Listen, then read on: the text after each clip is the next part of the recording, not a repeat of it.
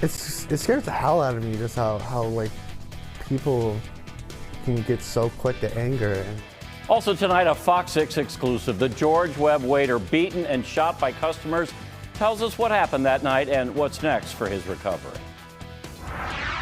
And we start with that Fox 6 exclusive tonight. The George Webb employee shot on the job last month says it was a disagreement over a hamburger order that led to the violence that almost killed him. He told us today he's extremely grateful for all the support he's received, but is still troubled about how quickly little things can escalate into bloodshed, and he hopes we can all learn to take a step back. Third shift, you usually get the drunk people that would come in, and he gets pretty rowdy. George Webb waiter and college student Anthony Rodriguez could handle rowdy. What he wasn't prepared for was a group of customers to come so close to taking his life. It was just after midnight on January 30th at this George Webb in Tosa. Rodriguez wasn't even supposed to be working that night. He got called in. He was the only waiter on duty. Things were pretty busy inside. Customers got a little angry about an order. They said they weren't going to pay. And that's when he told them, well, then you'll have to leave. That's when things started escalating, and then they started being a little bit more boisterous. Rodriguez says he tried to ignore them, hoping they'd leave, but that's when he was attacked. I was just getting punched in the head by one of the individuals, and then that's when another one of the individuals picked me up and then tried to body slam me.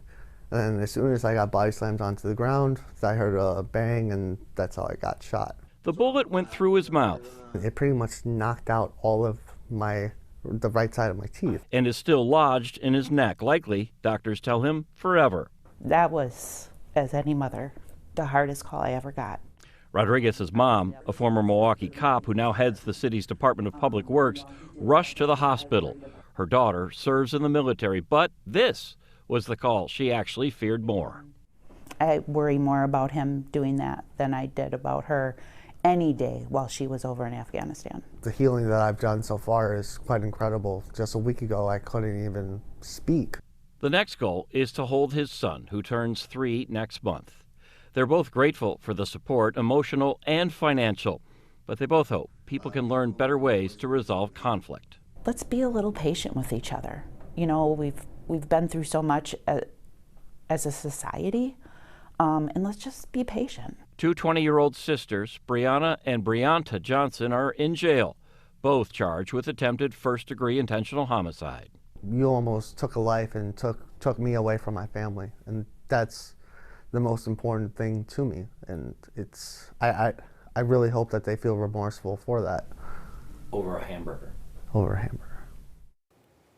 Both defendants are due in court next month. As for Anthony and his mom, again, they told me several times today how touched they have been by all the support. Anthony calls it humbling.